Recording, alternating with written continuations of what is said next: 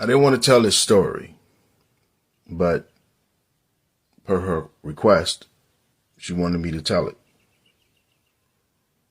Brace yourself. This is a hard one. Young lady reached out to me and she said, Joe, can I tell you my story? I want you to share it with me. Share it with your people. I said, yeah. She said, I was diagnosed with cancer. I said, oh, I'm sorry to hear that. She said, no, but let me take you back. She had an amazing man. We was building together in our 20s. He just wanted a child.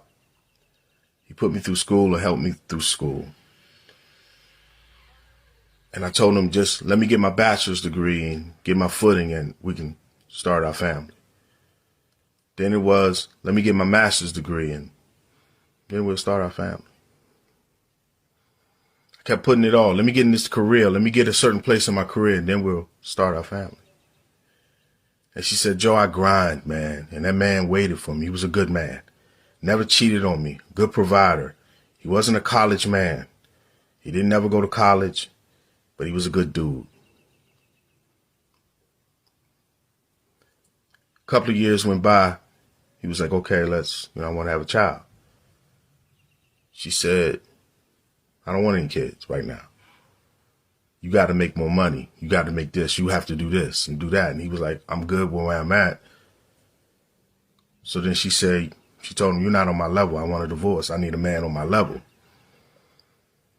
She got a divorce. She went out there and had her hot girl summer. She said, girl was like, girl, go find you a man on your level. He wasn't on your level. It's funny how your girlfriends will always co-sign your bad behavior. And it's funny how your boys will always co-sign your bad behavior. They'll always steer you in the direction of destruction. I never trust people like that. But she went out there and did it anyway. She said, Joe, I was with this man, that girl, that man. I was doing me, I'm making six figures. I'm out here, I took the pill, the pink pill, you know the one. Just like men take the red pill, she took the pink pill. And she said one day she was feeling a certain way and she blew it off. She went to a routine mammogram and they found the lump.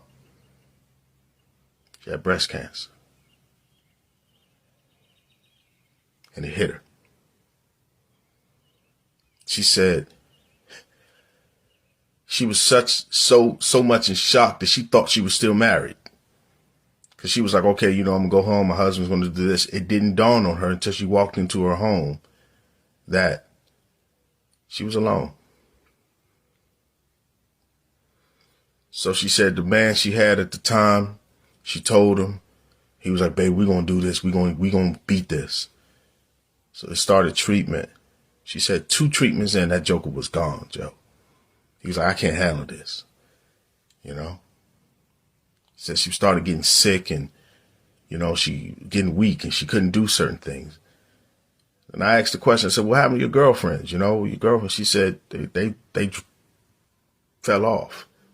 It's funny how reality set in and all this stuff that people say in front of everybody, they don't do it. So she said, because I wasn't having mimosas and lunch and brunching on the weekends anymore. I was sleeping in the bed. I was in treatment. She said, I was so weak, Joe, I had to hire someone to put a bed in my living room to help me.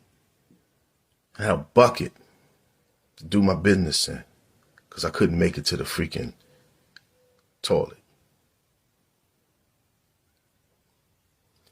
He said, then I got the news that my ex-husband was getting married, had a baby on the way with a career woman. She said, Joe, I never felt so betrayed in my life. She said, everybody told me, oh, don't choose no man. You don't need no man. Always choose your career. Always do this. And they don't tell you that you can do it all. And this woman showed me she could. She had a career. She had a husband who I know is a good man. And Joe, I said so many lies about that man.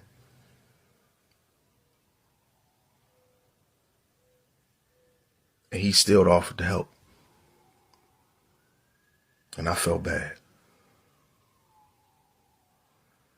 And she said, I felt so betrayed by society and the world because they don't tell you as a woman that you can have it all, that not every man is the same. That sometimes, you got to look deeper. And I didn't. I was so consumed with materialistic things. Now I got this big house. I don't have no children, Joe. And she said, it gets worse. And I'm like, I'm looking at the phone like, it can get worse than this. And she said, the doctor told me they got to do a total hysterectomy. And I'm not a woman, so I don't know what that means. And I said, oh, I'm sorry. She said, Joe, every hope that I had to give a man at least a child was gone within one phone call.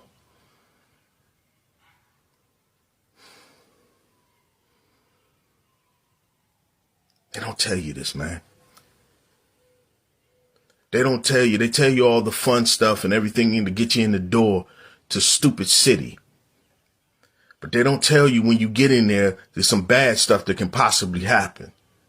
And that goes for men too. Because it's that good woman and it's that good man that's going to be there to help you through those times when something happens, just in case. See, marriage is not about money and cars and all this other stuff. It's about when the chips are down and when just in case you have built up enough equity and relationship equity that you can help each other. That's what it's about. All the other stuff is fluff. Because if you die, they're going to sell your home. We live in America. They sell your home and some other family will live in it. You will cease to exist.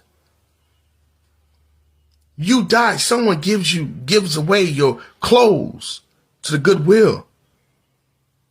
That's what happens.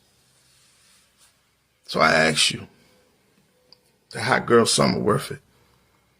Is your attitude and your need to be right, your anger, your position, your disposition on life, is your being a player, having a bunch of women worth it? Because let me tell you a story about my homeboy, just in case you may think differently about men. My buddy died alone, player from the Himalayas, been a player all his life, died alone. And because he didn't take care of his children, there was no one there.